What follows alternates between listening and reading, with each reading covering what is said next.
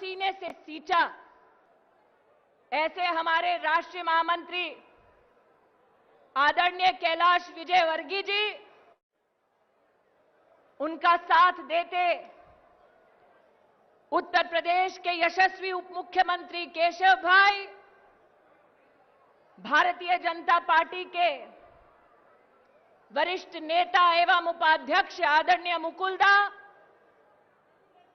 और जिनके पुरुषार्थ के माध्यम से पश्चिम बंगाल के कोने कोने में भाजपा के प्रति श्रद्धा और सशक्त हुई, ऐसे हमारे प्रदेश के अध्यक्ष आदरणीय दिलीप दा, मंच पर आसीन केंद्र में मेरी साथी भाजपा पश्चिम बंगाल की यशस्वी नेत्री आदरणीय देवश्री जी, पश्चिम बंगाल की महिलाओं के सम्मान में सदैव रण में उपस्थित आदरणीय लॉकेट चैटर्जी, इस मंच पर आसीन पश्चिम बंगाल के वो कर्मठ नेता जो नरेंद्र मोदी जी के नेतृत्व पर विश्वास कर सोनार बांग्ला बनाने के उत्साह के साथ आज समर्पण की भावना से भारतीय जनता पार्टी का गौरव बढ़ा रहे हैं, ऐसे आदरणीय शुभेंदु दा, जिनका ओजस्वी भाषण हम सब ने सुना, ऐसे राजीव बंदोपाध्याय, रोतिंदा, प्रोवीरदा, वैशाली जी, इस मंच पर विराजमान राज्यसभा के वरिष्ठ नेता आदरणीय शोपोंदा, प्रदेश के हमारे प्रवक्ता आदरणीय शौमिकदा, भारतीय जनता पार्टी के सभी कर्मठ पदाधिकारी, जनप्रतिनिधि और हमारी पार्टी के मूलतः सबसे बड़ी ताकत हमारे कार्यकर्ताओं का इस मंच से मैं अभिवादन करती हूं, वंदन करती हूं। राजीव जार भाषणे একটি কথা আপনি বললেন कि उस राजनीतिक पक्ष का कभी भी प्रदेश की जनता समर्थन नहीं कर सकती जो अपनों को अपनों से लड़ाती है, जो केंद्र की सरकार से मात्र अपने राजनीतिक स्वार्थ के लिए बैर रखती है। ऐसा राजनीतिक दल जो जय श्री राम के नारे को भी अपमानित करती है, उस दल में कोई भी राष्ट्रभक्त एक मिनट तक ठहर नहीं सकता। आज इस मंच से इस दल को सशक्त करने वाले कार्यकर्ताओं से कहती हूं, हावड़ा का ये नजारा जो आज संभव हुआ है, वो उन कार्यकर्ताओं की कर्मठता की वजह से संभव हुआ है जिन्होंने अपने खून से सींचा है पश्चिम बंगाल के संगठन को, जिन्होंने अपने प्राणों की आहुति दी है। दीदी अपना के জানাতে চাই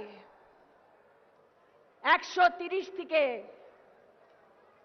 138 हमारे कार्यकर्ताओं की आपने बलि ली है। आज उस एक एक कार्यकर्ता की सौगंध, जो राजीव दा ने कहा चुपचाप चुपचाप पद्दो छाप, एक एक कोने में आपको उस बलिदानी कार्यकर्ता के उस स्वर को सुनना पड़ेगा जो मात्र पश्चिम बंगाल को सोनार बांग्ला बनाने के लिए वर्षों तक संघर्ष करता रहा। और संघर्ष किस लिए किया? ताकि विकास की गंगा हर घर तक पहुंचे। हमारे नेताओं ने अपने उद्बोधन में सोनार बांग्ला के संकल्प को पूर्ण करने के लिए क्या क्या करेंगे, आप सबके सामने उल्लेखित किया। आज दिन भर की 3 बड़ी अहम खबरें हैं, लेकिन इस वक्त जो महत्वपूर्ण बात है वो ये कि केंद्रीय मंत्री स्मृति ईरानी इस वक्त संबोधित कर रही है हावड़ा में एक रैली को। গ্যাস সিলিন্ডারটা দিয়েছেন। আর তাই জন্য আজকে আমি বলতে পারি কি দিদি, টিএমসি যাচ্ছে, বিজেপি আসছে। আমি অবাক হয়ে গেছিলাম কোভিডের মুহূর্তে দেবাশ্রী, দিলীপ দা বাড়ির থেকে বেরোয় নিজের ক্ষেত্রে গিয়ে জনতার হেল্প করতে চাইছিলেন। और दीदी तुम्हें पुलिस करेছো? पहली बार देश की राजनीति में ऐसा हुआ कि जनप्रतिनिधियों को घर में बंद करवाया गया ताकि कोविड में गरीब जनता की कोई मदद ना कर सके।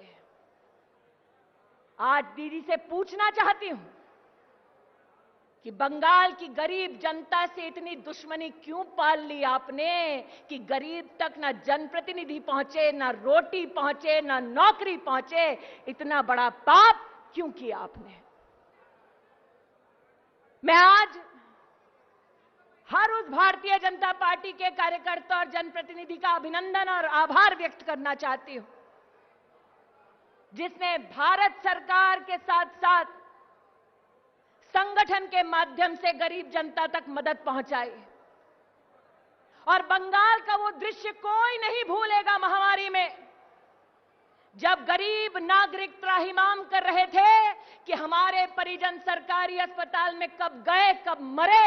दीदी ने इसकी भी खबर नहीं होने दी। हमारे परिजनों को शमशान घाट पहुंचा दिया, दाह संस्कार कर दिया और हमें पता भी नहीं चलने दिया। दीदी आज के আপনাকে জানাতে চাই, আপনি এত মহাপাপ করেছেন, बंगाल की जनता आपको कभी उसके लिए माफ नहीं करेगी। और बंगाल ने मात्र कोविड की पीड़ा को नहीं सहा, अम्फान की जो चेतावनी केंद्र ने 11 दिन पहले दी, दीदी आपने उसको भी नहीं सुना। কে ভাবতে পেরেছিল কি কলকাতায় 7 দিন লাইট থাকবে না? কে ভাবতে পেরেছিল কি আমফানের পরে দুদু সপ্তাহ গ্রামীণ এলাকায় লাইট থাকবে না, জল থাকবে না? लेकिन दीदी आपकी वजह से ये हुआ।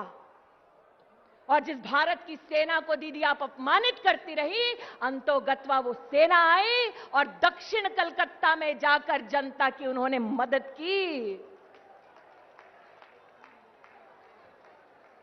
और আমি অবাক হয়েছি জেনে, দিদি মোদিজি আমফানের জন্য রাজ্যকে 1000 কোটি টাকা অ্যাডভান্সে দিয়েছিলেন, কিন্তু আপনার নেতারা পঞ্চায়েতের মাধ্যমে টাকাটা লুট করে নিল। আপনাকে জবাব দিতে হবে कि কেন লুট হয়েছে। आज इस मंच पे अमित शाह जी हम सबको बहुत जल्द संबोधित करने वाले हैं और मैं जानती हूं कि अमित शाह जी ने बंगाल की धरती से बार बार ऐलान किया, बार बार आग्रह किया, दीदी आप किसान सम्मान निधि का लाभ बंगाल के गरीब किसानों तक पहुंचने दें। আমি জিজ্ঞাসা করতে চাই, দিদি বাংলার কৃষকরা আপনার কি ক্ষতি করেছে? আপনি 2 বছর বাংলার কৃষককে কৃষক সম্মান নিধির লাভের থেকে বঞ্চিত রেখেছেন। অমিত শাহজি বারবার বলেছেন কি আপনি কৃষকদের তালিকাটা দিন, আমরা 24 ঘন্টা একটি কৃষকের ব্যাংক অ্যাকাউন্টে টাকাটা তুলিয়ে দিব, কিন্তু আপনি আজ অবধি তালিকাটা দিলেন না। क्योंकि दीदी ये जानती है कि टीएमसी में जब तक कट मनी नहीं आता है तब तक काम नहीं हो पाता है।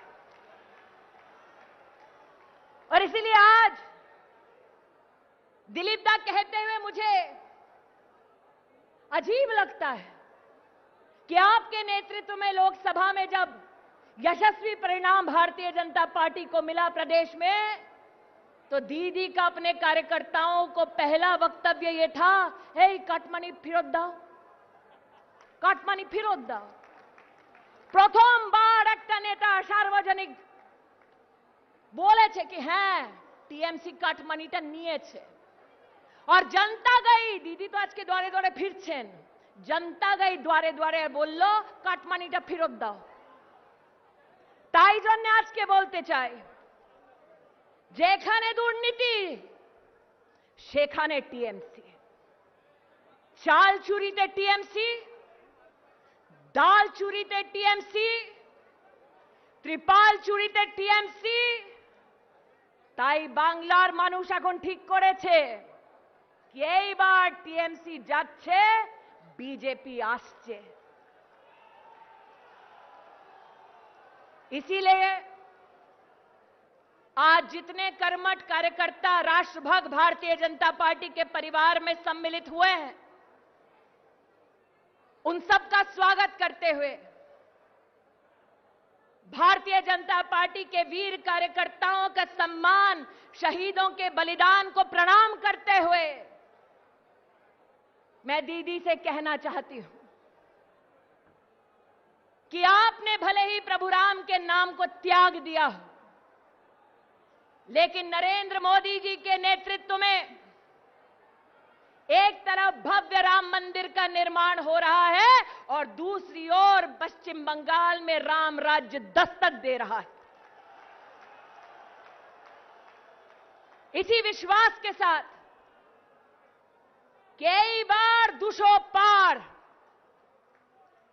सभी भारतीय जनता पार्टी के कार्यकर्ताओं को नमन करते हुए अपनी वाणी को विराम देती हूं। जय हिंद, जय भारत। बोलो भारत माता की जय श्री राम, जय श्री राम।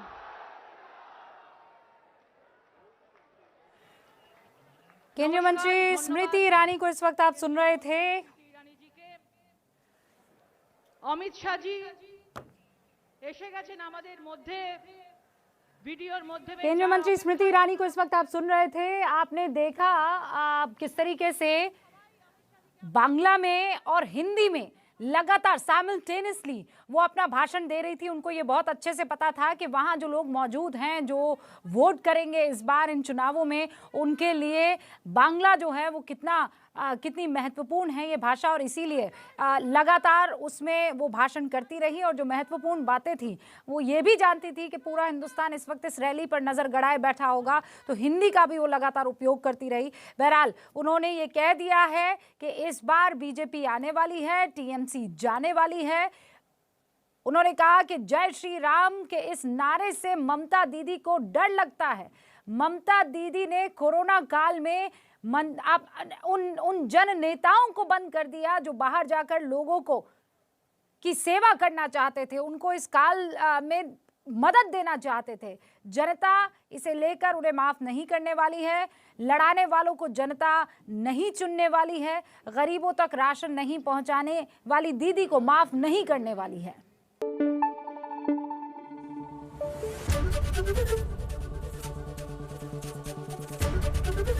एबीपी न्यूज आपको रखे आगे।